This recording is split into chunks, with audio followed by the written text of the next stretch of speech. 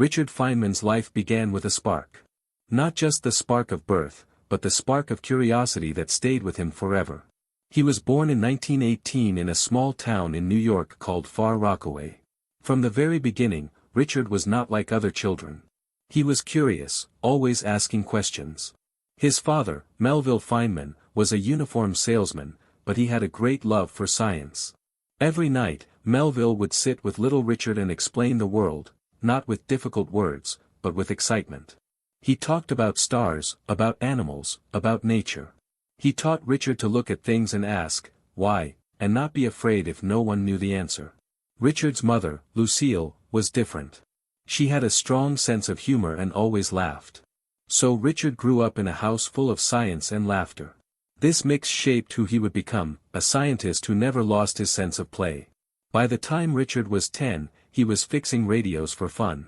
Not just plugging them in, he actually opened them, looked at the wires, and found out what was broken. People called him, the boy who fixes radios by thinking.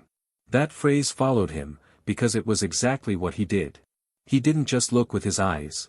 He used his mind, building pictures inside his head, asking what each part of the machine was doing. In high school, he was already solving advanced math problems. His teachers didn't know what to do with him.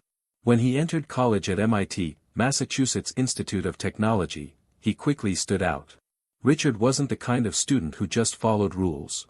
He wanted to understand deeply. If a formula didn't make sense to him, he would keep thinking until it did. He believed that if you couldn't explain something simply, then you didn't really understand it.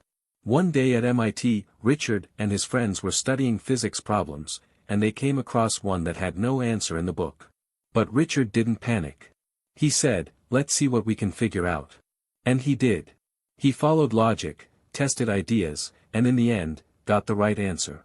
That's who Richard was, a man who trusted the power of clear thinking. Later, he went to Princeton University for graduate school. There, he worked under some of the greatest physicists of the time. He was still young, only in his 20s, but people noticed him. His ideas were fresh, bold, and sometimes funny. He used jokes and stories to explain science, and many older scientists didn't know what to think of him. But they respected his mind. His PhD advisor, John Wheeler, said Richard had a fearless way of thinking.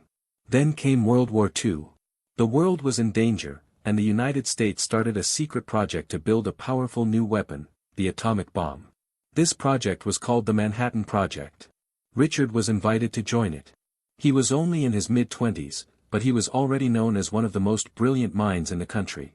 He traveled to Los Alamos, a secret laboratory in the desert of New Mexico. There, scientists worked day and night to unlock the power inside the atom. It was dangerous work, filled with pressure. But Richard brought energy and humor to the project. He played jokes, picked locks, and kept spirits high. He also solved critical problems in physics, especially in calculating how the bomb would behave. Feynman later said he felt mixed emotions about the bomb. On one hand, he was proud of the science. On the other hand, he saw the destruction it caused, and it made him think deeply. After the war, he did not want to work on weapons again. Instead, he returned to the world of pure science. He took a job at Cornell University and later moved to the California Institute of Technology, known as Caltech. There, he began the most important scientific work of his life. He helped build a new way to understand the tiny particles inside atoms. This work became known as quantum electrodynamics, or QED for short. QED was a theory that explained how light and matter interact. It was not easy. The equations were complicated, and many scientists had trouble with them. But Feynman found a new way to look at the problem. Instead of just using math, he drew pictures. These pictures, called Feynman diagrams, showed how particles move and change. With these diagrams, scientists could solve problems much more easily. It was a revolution in physics. His work on QED was so important that he won the Nobel Prize in Physics in 1965. But even after winning the highest honor in science, Richard stayed the same. He didn't care about titles or fame. He once said, "I don't know what's the matter with people, they don't learn by understanding, they learn by some other way, by rote or something. Their knowledge is so fragile." He always wanted to understand, and he wanted others to understand too. He became famous for his lectures. At Caltech, his Feynman lectures on physics became legendary. He didn't talk like a professor, he talked like a storyteller. His voice was fast and full of energy. He made complicated ideas sound simple, because he really understood them. Richard Feynman believed that science was like a game, a mystery to solve. He once said, "I have a friend who's an artist and has sometimes taken a view which I don't agree with very well. He'll hold up a flower and say, 'Look how beautiful it is,' and I agree. But I see much more in the flower. I see the cells, the color, the physics behind the beauty." That was how he looked at the world, with eyes wide open, filled with wonder. His life was full of adventure, questions, and joy. But it wasn't always easy. After the war, Richard Feynman was still a young man, but he had already lived through more than most people do in a lifetime. While working on the atomic bomb, something else had happened, something that changed him forever. His wife, Arlene, had died of tuberculosis. They had married young, and even though she was very sick, Richard loved her deeply. He visited her as often as he could, even when she was in the hospital, and they wrote letters full of jokes and love. When she died, he was broken. He didn't cry in public. He kept working. But inside, he felt empty. After the war, when he moved to Cornell, he felt lost. He didn't care about big questions anymore. He had helped create the most powerful weapon in history. His wife was gone. He was tired of the world. He said later, "I couldn't see the point of it all. But something funny happened." He started doing physics just for fun. He stopped worrying about fame or success. He asked silly questions, just to see where they led. He played with equations like a child plays with blocks. And in doing that, he began to feel alive again. He imagined a spinning plate, like in a circus act. It spins, wobbles, and doesn't fall. He asked himself, why does it move that way? It seemed like a small question. But when he followed the math, he rediscovered ideas about quantum physics. That spinning plate helped lead him back into serious science, and eventually, to the Nobel Prize. Feynman loved more than just physics. He loved music. He taught himself to play the bongo drums, and he played with joy and rhythm. He loved to paint. He even learned Portuguese so he could visit Brazil and speak to students in their own language. While he was in Brazil, he gave lectures, danced in the street, and became a local celebrity. But even in Brazil, he stayed a scientist. One day, he visited a university and found that students were just memorizing facts. They could repeat definitions, but they didn't really understand what they were saying. Feynman was angry. He said, "They are learning words, not science." To him, science meant looking at the world, asking questions, and testing ideas, not just repeating what others had said. That was one of his strongest beliefs. You must understand things yourself. Don't believe something just because someone told you. Ask, test, and think. He often said, the first principle is that you must not fool yourself, and you are the easiest person to fool. At Caltech, he became famous for teaching. His lectures were packed with students, even if they weren't studying physics. People came just to hear how he explained things. He used simple words and clever examples. He asked big questions. Why does ice float? Why is rubber stretchy? How does a magnet work? These were everyday things, but he showed that they were full of deep ideas. Sometimes, Feynman did things that other scientists wouldn't dare to do. He learned how to pick locks, just for fun. During the Manhattan Project, he used this skill to open filing cabinets and safes, just to show people that their secrets weren't as safe as they thought. He left notes inside saying, "Guess who?" It was a game, but it was also a lesson. Never trust a lock more than your own mind. Later in life, he became involved in one of the most famous investigations in science. In 1986, the Space Shuttle Challenger exploded soon after takeoff. It was a terrible tragedy. The government formed a commission to find out what had gone wrong. Feynman was asked to join. At first, the other officials tried to keep him out of the way. But Feynman didn't accept that. He talked to engineers, asked questions, and looked at the smallest details. He discovered that a rubber ring used in the shuttle, called an O-ring, lost its strength in cold temperatures. And the launch had happened on a very cold morning. Feynman showed this problem in a simple way. At a press conference, he dropped a piece of the O-ring into a glass of ice water. Then he took it out and showed that it had become stiff. That was it. Everyone understood. The science was clear, and the truth could not be hidden. He ended his report with a famous sentence: "For a successful technology, reality must take precedence over public relations, for nature cannot be fooled." It was classic Feynman, honest, bold, and clear. Even when he became world famous, he stayed the same. He didn't wear fancy clothes. He didn't act like a celebrity. He laughed, joked, and kept asking questions. When someone once asked him if winning the Nobel Prize changed his life, he said, "No. I still do physics. I still have fun." He never stopped learning. When he was older, he tried to understand biology, computer science, even Mayan hieroglyphs. Anything that caught his attention became a new adventure. To him, knowledge was like a treasure map, and he followed it wherever it led.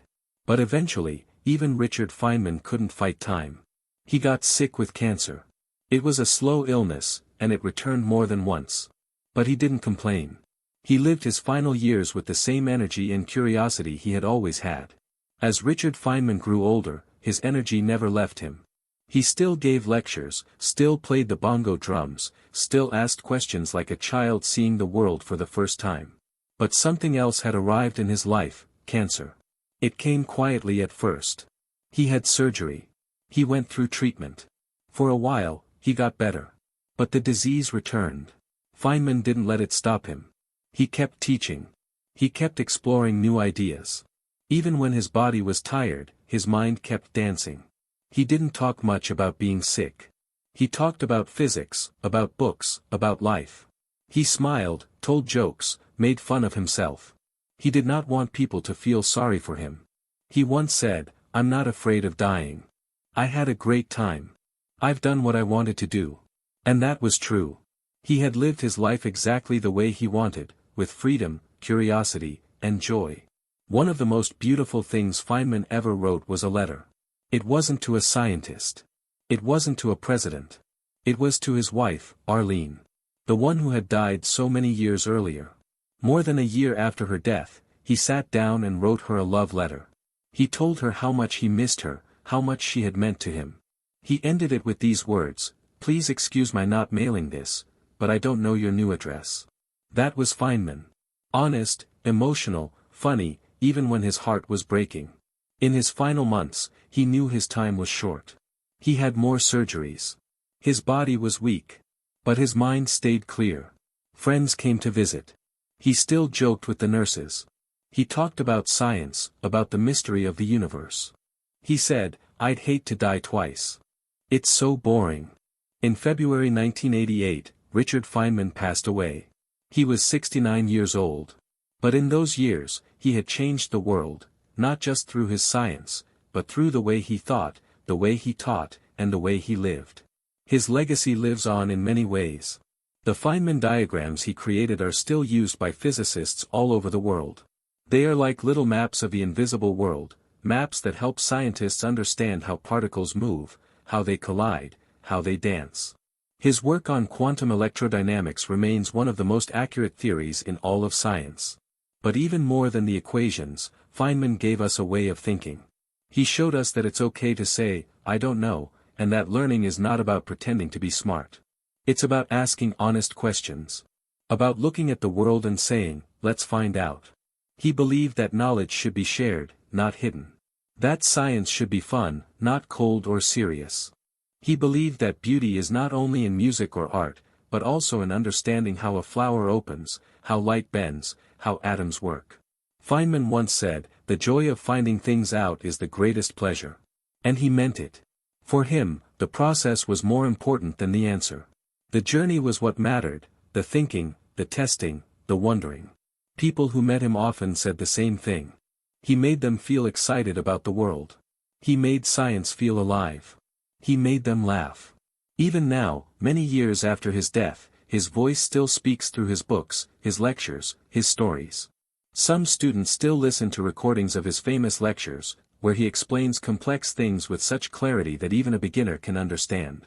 His books, like Surely You're Joking, Mr. Feynman, and The Pleasure of Finding Things Out, are still read by people who don't even study science. Why? Because they are not just about physics. They are about life, curiosity, and being truly awake in the world. He never wanted to be seen as a genius. He said, "I'm just a curious character." But that's exactly what made him great. He was curious. Deeply, endlessly curious. He asked questions no one else thought to ask. And he was not afraid to be wrong, not afraid to look silly, not afraid to change his mind. That kind of courage, the courage to wonder, is rare. And that is why Richard Feynman is remembered. Not just as a Nobel Prize winner. Not just as a brilliant physicist. But as someone who made people fall in love with thinking. Even after Richard Feynman was gone, his voice did not go silent. His ideas, his questions, his way of thinking, they stayed. Students still watch his lectures, still read his books, still laugh at his jokes. And many of them say the same thing: after Feynman, they didn't just understand science better, they saw the world differently. That was his true gift. He didn't just teach facts. He taught how to see. He taught how to ask, what's really going on here? And more importantly, he taught people to enjoy not knowing, because not knowing was the start of every adventure. There's a story about Feynman that people love to tell. Once, someone asked him, "Dr. Feynman, why do magnets push and pull each other? What's the deeper reason?" Feynman smiled and said, "I could give you an answer, but to really understand, I'd have to take you back years and years. We'd have to talk about atoms, about energy, about fields. And in the end, we'd still come to something we just accept as true, because that's as deep as we can go, for now." And then he added something important: the key is not to be satisfied with words. The key is to keep looking, keep questioning, keep thinking. That was pure Feynman. Honest. Clear. Never pretending to know more than he did. Always chasing truth, step by step. His students remember how he spoke with his whole body, waving his hands, jumping with excitement, drawing quick sketches. He didn't stand still behind a podium. He moved. He laughed. He made science feel like jazz or dancing or magic. Because for him, it was. He also left behind something called the Feynman technique, a way to learn anything. Step 1, choose a topic. Step 2, explain it simply, like you're teaching it to a child. Step 3, find where you get stuck, go back, and learn more. Step 4, simplify again. This way, you don't just memorize, you understand. You make the knowledge your own. People still use this method today in schools, in jobs, in life. But his influence didn't stop at science or classrooms. Feynman changed how we think about learning itself. He showed us that it's okay to not know everything. That mistakes are part of the process. That fun and curiosity are not extra, they're essential. He made it cool to be a thinker. Cool to be a question asker. And then there's the laughter. Always the laughter. Richard Feynman loved to laugh, at the world, at science, at himself. He once said, "If I could explain physics with only serious faces, I wouldn't do it. Because that's not how it feels." He believed that joy and learning go together. That a good joke can open a mind. That silliness can lead to discovery. Even now, scientists talk about the Feynman spirit. It means being bold, being curious, being playful, but also being serious about truth. It means not being afraid to stand up and say, "Wait, that doesn't make sense." It means speaking clearly, thinking deeply, and never hiding behind big words or big egos. Some people called him a genius. Others called him a magician. But if you had called him a teacher, he would have smiled. Because to Feynman, teaching was not a lower form of science. It was the heart of it. He said, if you can't explain it simply, you don't understand it well enough. That belief shaped everything he did. He also believed in humility. He knew that nature was full of surprises. He knew that every answer led to a new question. He once said, "Science is the belief in the ignorance of experts." Not because experts are foolish, but because no one has the final word. Truth is something we keep getting closer to, but never fully catch. That's what made him different. He never tried to seem perfect. He didn't act like he had all the answers. He just showed up, every day, with his mind open and his eyes bright. Ready to be amazed. And so, even now, long after he left this world, Richard Feynman still teaches us. Not just how light works, or how atoms move. But how to live. How to think. How to stay curious, even when we're tired. How to laugh, even when things are hard. And how to never stop asking, why? So if one day you find yourself looking at the stars, or a bouncing ball, or even a dripping faucet, and you wonder what's really going on, think of Feynman. And know that he would smile. Because you're doing what he loved most. You're thinking.